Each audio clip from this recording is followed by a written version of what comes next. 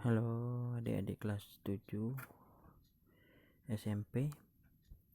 Selamat bertemu kembali di channel saya ini. Bagi yang baru bergabung, saya mohon dukungannya melalui like dan subscribe channel saya ini sehingga bisa semakin berkembang.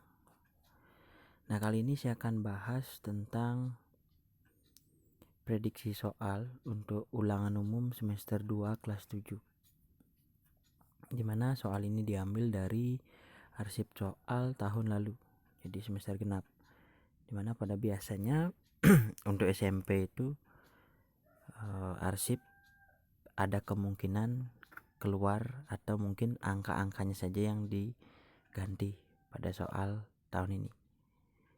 Oke, langsung aja kita mulai di soal pertama. Rasio waktu yang diluangkan Jono untuk mengerjakan tugas matematika terhadap tugas IPA adalah 6:5. Jika dia meluangkan 30 menit untuk menyelesaikan tugas IPA, maka waktu yang dia luangkan untuk menyelesaikan tugas matematika adalah. Nah, tentunya karena matematikanya memiliki perbandingan yang lebih besar, jadi waktunya pasti lebih besar dari 30 menit. Jadi kemungkinan jawabannya 32 sampai 40 ya. Jadi kita langsung coba. Nah, di mana waktu untuk matematika itu saya andaikan sebagai X. X per 6. Jadi perbandingannya adalah 6. Sama dengan waktu untuk IPA adalah 30. Berarti 30 per 5 karena perbandingannya 5. Kemudian dikali silang atau sama-sama dikali 6 sehingga X nya menjadi X saja, X per 6 jadi X. Kemudian yang di sebelah kanan jadinya 6 kali 30 per 5. 6 kali 30 adalah 180, kemudian dibagi 5, X nya sama dengan 36. Nah, jadi waktu yang digunakan atau waktu yang diluangkan untuk menyelesaikan tugas matematika adalah 36 menit sesuai dengan rasio atau perbandingannya. Oke, kita lanjut ke soal nomor 2. Perbandingan umur Ani, Tuti, dan Siti 3:4:5. Jika jumlah umur Ani dan Tuti 28 tahun, maka umur Siti adalah jumlah. Nah, jadi yang kita gunakan pertama adalah perbandingan dari Ani dan Tuti. Jadi 3:4. Nah, Ani dan Tuti kalau dijumlahkan hasilnya 28. Jadi saya misalkan perbandingan itu dikalikan dengan X sehingga 3X untuk Ani, kemudian 4X untuk Tuti sama dengan 28. Jadi 3X ditambah 4X itu adalah 7X, kemudian X nya adalah 28 dibagi 7 atau sama dengan 4.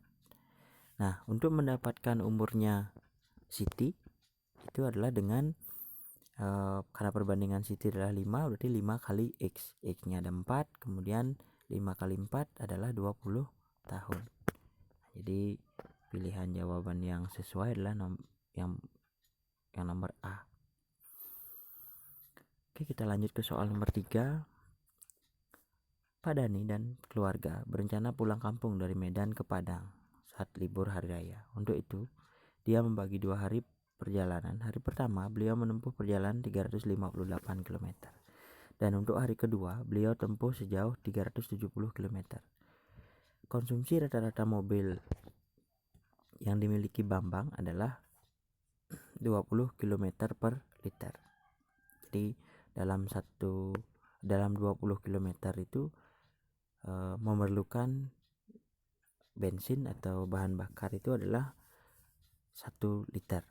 Nah, penggunaan BBM yang dibutuhkan mobil Pak Bambang dari Medan sampai Padang adalah, nah, karena dari Medan sampai Padang itu dilakukan 2 kali perjalanan. Jadi hari pertamanya 358 km, hari keduanya 370, berarti dijumlahkan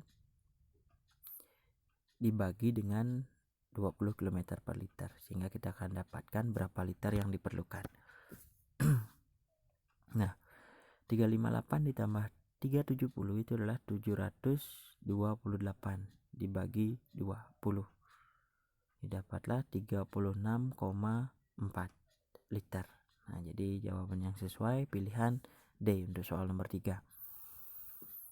Berikutnya soal nomor 4. Pak Joni digaji 360.000 selama 3 jam untuk memberikan pelatihan di tempat kursus. Waktu yang Pak Joni gunakan untuk pelatihan jika beliau mendapatkan gaji 7.200.000 adalah. Nah, tentunya 7.200.000 ini kita akan bagi dengan 360 dan dikalikan dengan 3 jam karena setiap 3 jam kita. Oke. Nah, 7.200.000 dibagi 360 itu adalah dapatnya 20. Kemudian dikali dengan 3 jam berarti hasilnya 60 jam. Berarti 60 jam beliau harus melakukan pelatihan atau memberikan pelatihan. Oke, itu yang nomor 4. Kita lanjut ke nomor 5. Suatu pekerjaan dapat diselesaikan selama 15 hari oleh 7 orang. Jadi 15 hari oleh 7 orang. Jika 2 pekerja ditugaskan ke pekerjaan lain, berarti berkurang pekerjanya lagi 2, jadi 5 orang. Lama waktu yang bisa diselesaikan oleh pekerja yang tersisa adalah, berarti sisanya lagi 5 orang ya, atau langsung aja perhitungannya 15 kali 7 dibagi dengan 7 dikurangi 2. 15 kali 7 adalah 105 dibagi 5, 21 hari. Nah, itu. Pilihan jawabannya adalah yang D. Yang nomor 6. Pak Bayu membeli suatu sepeda motor bekas dengan harga 6 juta rupiah. Dalam waktu 1 minggu, motor tersebut dijual kembali dengan harga 115% dari harga belinya. Tentukan keuntungan Pak Dedi.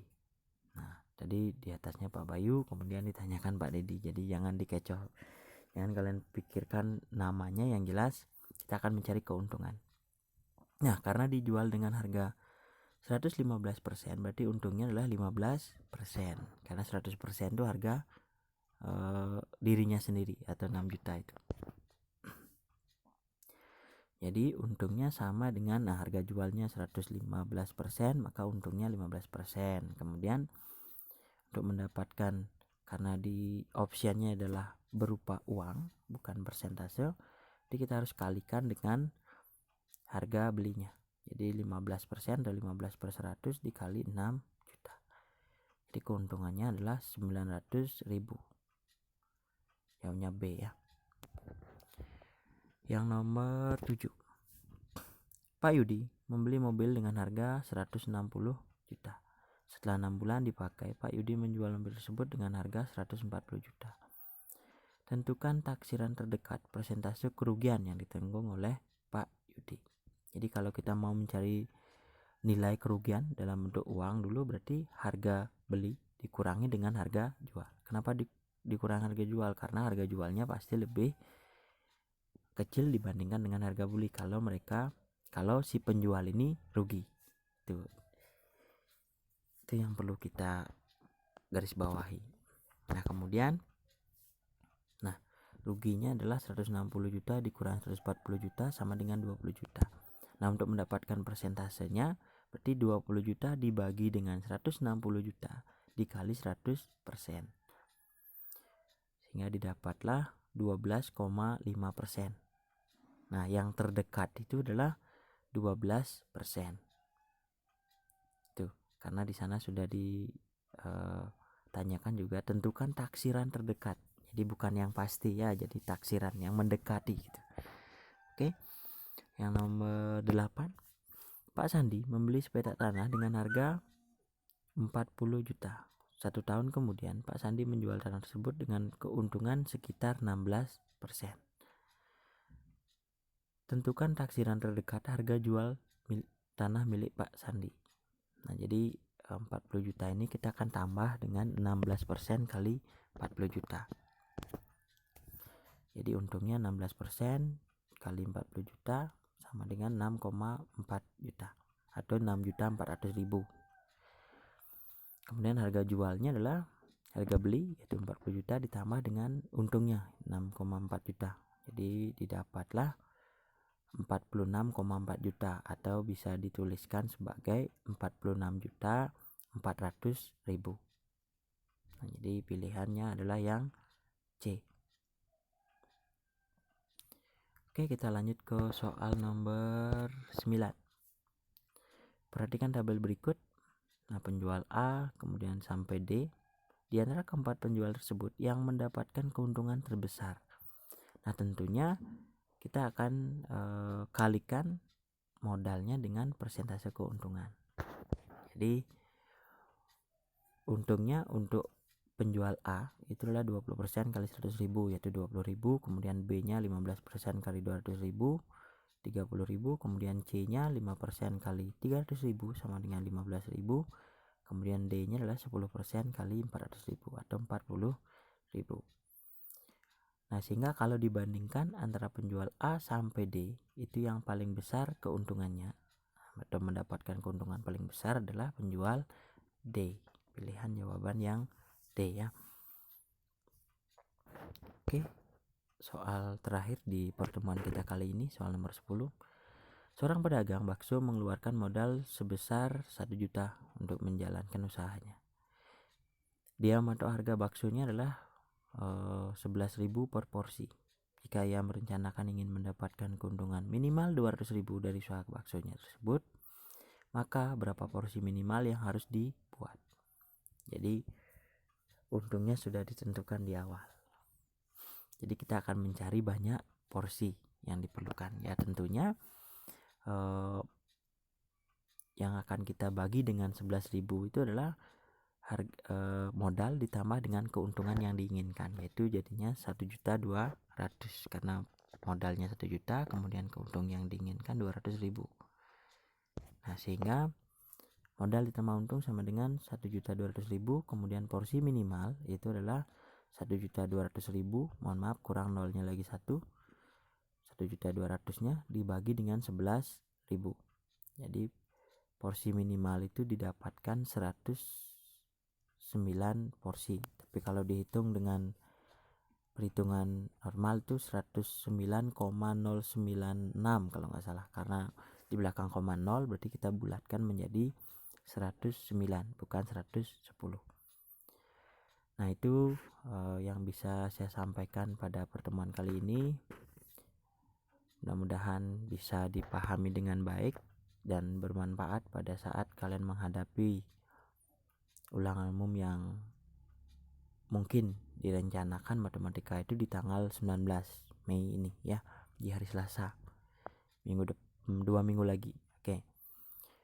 Oke, sampai ketemu lagi di pertemuan berikutnya. Jangan lupa dukungannya, like dan subscribe. Selamat belajar. Salam matematika.